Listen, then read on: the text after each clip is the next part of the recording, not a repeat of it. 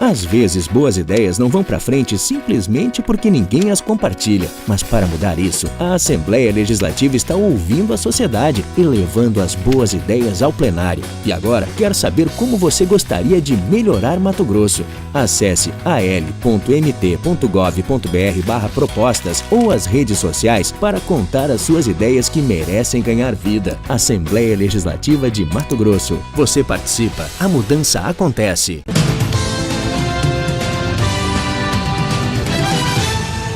Olá, estamos em período de matrículas escolares. Muitos pais precisam ou renovar a matrícula, ou escolher uma escola nova para o filho, ou de repente o filho vai pela primeira vez para a escola.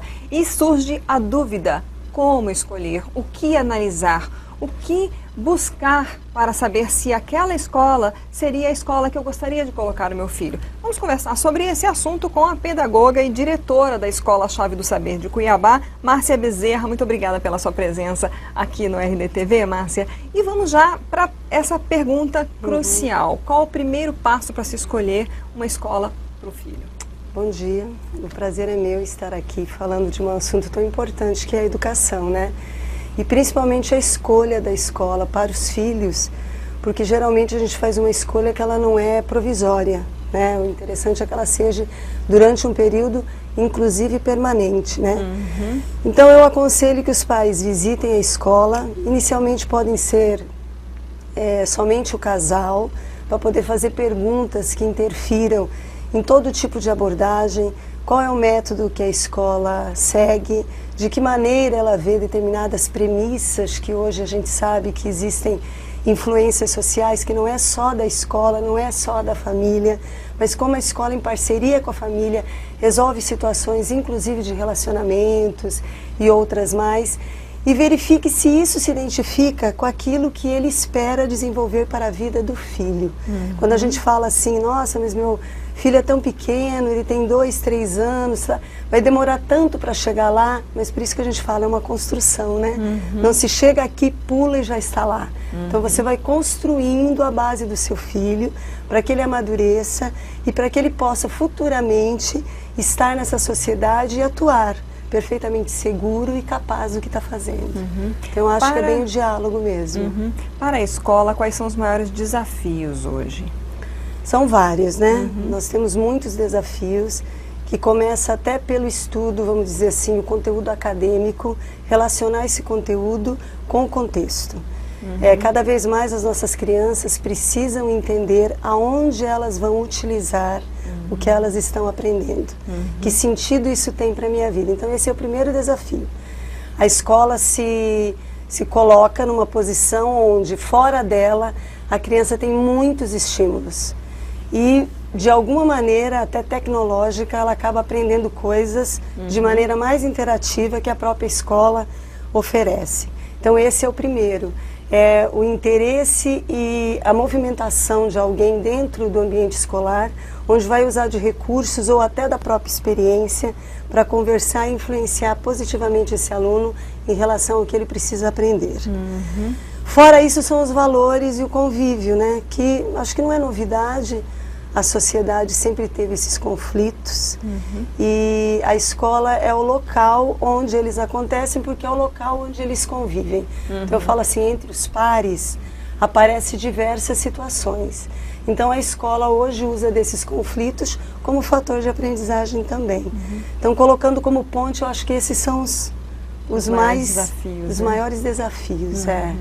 Quais são os tipos de métodos existentes hoje em dia? Então, a gente vem de uma linha ainda muito forte, principalmente no Brasil, que é a linha tradicional, que é a que eu aprendi, e acredito que grande parte dos pais também.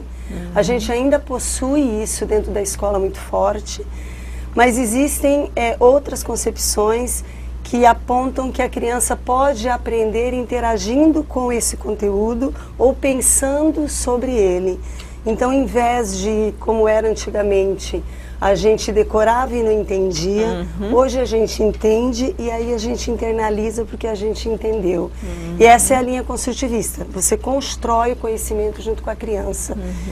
É uma vertente que se solidifica cada vez mais, porque a gente percebe o quanto a criança aprende de maneira prazerosa. Estudo não tem que ser chato. Aprender, eu falo muito assim, que o conhecimento é alimento para a alma. Então, ele tem que servir para você de uma maneira prazerosa. Não pode ir lá pensar assim, eu vou passar 4, 5 horas sentado, aprendendo uma coisa chata. Não tem que ser chato. Tem que ser bom. Então, eu acho que a linha construtivista traz essa possibilidade. O aluno não está lá, o professor não está aqui. Estamos todos envolvidos no aprendizado, na experiência para esse aprendizado, na troca, nas opiniões, diferentes opiniões, na formulação de um conceito depois dessa conversa. Então tem vários passo a passo. Mas eu vejo assim, uma coisa fundamental é que antes de qualquer coisa, eu pego e capto do meu aluno o que ele sabe sobre aquele assunto. Então já começa diferente. O professor não é o dono do saber.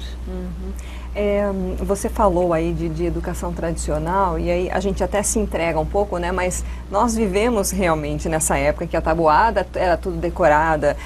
Na geografia a gente tinha que decorar todos. Eu tive que fazer isso, decorar todos os países e capitais do mundo inteiro, de todos os continentes. Aí, vendo pelo lado dos pais, os pais hoje em dia eles estão com dificuldade de acompanhar essa nova escola que tem, que o filho está construindo esse conhecimento.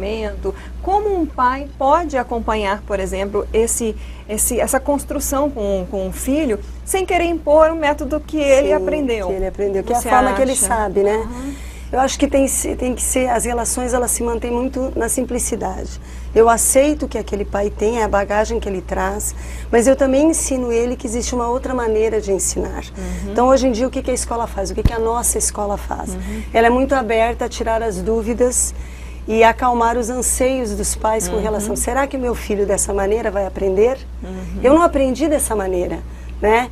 Não, ele vai aprender e eu vou te ensinar como é que ele pode aprender mediante a essa filosofia, a essa linha de pensamento e de forma de ensinar. A gente tira muitas dúvidas com relação a essas ansiedades, mas principalmente nas dúvidas que as crianças têm e que às vezes surge lá na casa, né? Nem sempre na escola, mas no estudo de casa diária acaba surgindo. Então a gente sempre aconselha, devolve a pergunta para a criança, porque a resposta sempre está aqui. Alguma coisa sobre aquilo eu penso. Então o que você acha sobre isso? Antes de eu te dar uma resposta pronta, né? Que vem muito da linha que a gente aprendeu, como você falou, eu decorei a tabuada. Eu, por exemplo, levei anos para entender que a tabuada nada mais é do que uma adição, né? Então, se me apertar na hora de eu não saber de forma decorada, automática, responder, eu vou no processo dela. Então, primeiro a gente ensina o processo e a memorização, ela vem automaticamente, de forma natural e não sofrida. Então vamos lá, toma tabuada, tem que decorar. Eu lembro de estratégias antigamente que as pessoas colocavam papel no teto, né? À noite ficava lá memorizando. Não precisa desse sofrimento, então você precisa entender. Então a devolução da pergunta para a criança muitas vezes cria um elo de entendimento entre o pai e o filho, para ele entender também que essa criança, no mundo de informação, ela concebe um aprendizado de forma diferente. Eu acho que os pais aprendem muito com os filhos hoje em dia. Com certeza, como também aprendíamos antigamente, com a sabedoria, né? Então, mas hoje a gente vê uma forma inversa, porque eles têm contato com essa informação muito mais. E eles sabem muito mais sobre os assuntos, porque eles estão participando ativamente da sociedade, né? Sim. Escola integral ou não? Como o pai deve avaliar essa questão e a partir de que idade seria recomendado? Olha, eu vejo que Cuiabá, falando aqui da nossa cidade, né, do nosso contexto, hoje ela já está com uma escolha assim de opção das famílias indo muito para a escola integral, né? A cidade está crescendo, né? Eu sempre falei que Cuiabá é uma capital, mas que a gente ainda não tinha ritmo de capital. Hoje eu já sinto que o ritmo está bem corrido, e que as pessoas trabalham o dia inteiro e que não existe mais aquele horário fixo. Os deslocamentos estão cada vez mais difíceis. O deslocamento está cada vez mais difícil, mas a escola integral ela não pode ser apenas uma forma de passatempo, né? Então, nós queremos na EXA futuramente estamos nos preparando para isso, para colocarmos o integral. E a gente vai começar por etapas, né? Então, primeiro a gente vai colocar no infantil, crianças a partir dos 3 anos aos 6 anos, e estender também para os maiores. No caso dos menores, você tem um leque de opções, de atividades que contemplam e juntam-se com o regular nas atividades fixas de conteúdos de aprendizado, de uma base de conteúdos que você está programado para aquela faixa etária. Aí você pode ter atividades alternativas, é muito importante a parte do desenvolvimento corporal na fase do infantil, né? A psicomotricidade, ele se reconhecendo com o corpo e isso ajudando também ele a desenvolver outros conteúdos. Nos maiores é mais o estudo acadêmico, né? Outras maneiras de estudar, desenvolvimento de leitura, a prática da própria leitura, a interpretação, a produção, que é tão importante, né? Ler e escrever. A nossa preocupação, e eu vejo que a preocupação que tem que ser em Cuiabá, é realmente o contexto dessa escola integral. Hoje em dia a gente começou, no ano de 2017, testando o contraturno, que seria atividades à tarde, onde a criança que estuda de manhã faria no turno da tarde e o inverso para quem estuda à tarde, para ver como é que seria isso, essa movimentação na vida da criança, porque também quando ela é pequena, ela tem uma necessidade maior de passar um tempo na casa dela, no espaço dela, né? Então a escola tem esse desafio, trazer esse espaço também para a criança. Mas eu vejo que é a tendência. Bom, acho que é importante a gente lembrar que todas essas informações, essas orientações que você está trazendo aqui, elas servem para os pais de escolas públicas e particulares e públicas, né? Para a gente encerrar, a gente está também num período aí de matrículas das escolas públicas, os pais, às vezes eles, claro, muitos não têm condições de matricular um filho numa escola particular e aí matriculam na escola mais próxima, mas como esse pai, por exemplo, pode acompanhar esse desenvolvimento e contribuir para essa vida escolar do filho. Porque eu digo isso porque a gente vê muitas vezes reclamação, e aí independente de ser escola pública ou particular, que os pais estão cada vez mais ausentes, entregando para a escola quase que 100% a educação dos filhos, né? Eu tenho assim até mudado um pouco a nossa fala, no sentido assim de que antes a gente queria separar muito bem aí se é obrigação da família e se é obrigação da escola. Eu vejo que hoje há uma parceria solidificada. Não pode haver uma obrigação de X e de Y se a gente colocar o tempo que a criança divide entre casa e escola. Não tem como só a escola educar. Não tem como só a família também educar. Tem que ser uma parceria. O que ela aprende em casa, ela traz para a escola. E a escola, dentro de valores estabelecidos que cabem em qualquer sociedade, que vai pela ética, pelo respeito, né? Pela responsabilidade, ela vai aliar tudo isso e vai fazer realmente algo que tenha um significado. O que eu acho? Independente da escola, de escolha e de possibilidade da família, não é de desuso o acompanhamento desses pais na vida do filho, né? Então, o diálogo permanente e o estímulo. Pode ser assim um mundo aí que você põe lá a tecla e vê tudo. Filtrar essas informações, conversar com a criança sobre como que ela está vendo e concebendo isso, é a participação efetiva da família no desenvolvimento do filho. Então, assim, a força, a presença tem que ser primeiro da casa. Aí ela vai para a escola, ela vai para outros ambientes, ela se relaciona com outros pares, mas que tem outros contextos, mas fica aquilo que ela solidificou na casa, na educação que ela recebeu, no estímulo também que ela recebeu da família. Muito importante. Márcia, muito obrigada pelas suas informações, foi um prazer. Pelas suas orientações. Acho que é sempre importante, né, os pais pararem para refletir e dizerem o que eu quero para o meu filho, né? Sim, e o tipo de legado que eu quero deixar. Hoje a gente sabe que todo mundo trabalha, que está cada vez mais difícil, né? Mas eu ainda acho e permaneço que não tem herança melhor do que essa que a gente pode deixar. É essa que vai ensinar ele a fazer e conquistar todas as outras coisas. Está ótimo, tá bom? obrigada. Obrigada a você.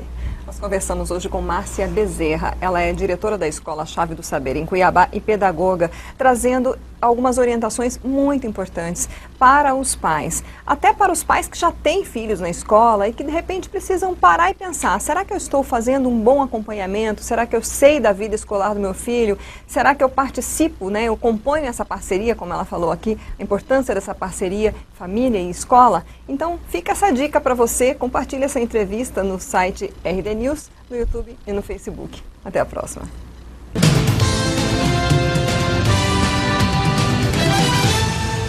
Oi, tudo bem? Eu estou aqui para falar sobre um dado que chama a atenção. Você sabia que, segundo pesquisas, mais da metade da população mato-grossense não tem a menor ideia do que a Assembleia Legislativa faz? Pois é. Pensando nisso, a gente resolveu criar uma campanha que resume quais são as principais funções da Assembleia Legislativa. Entre elas, fazer leis, representar a população e fiscalizar o governo. Mas tudo isso exige muito trabalho e estrutura. E o que a gente quer é garantir que você possa acompanhar de perto todas as atividades que rolam por aqui e que possa também checar se os seus representantes estão de fato dando voz aos problemas que você vive.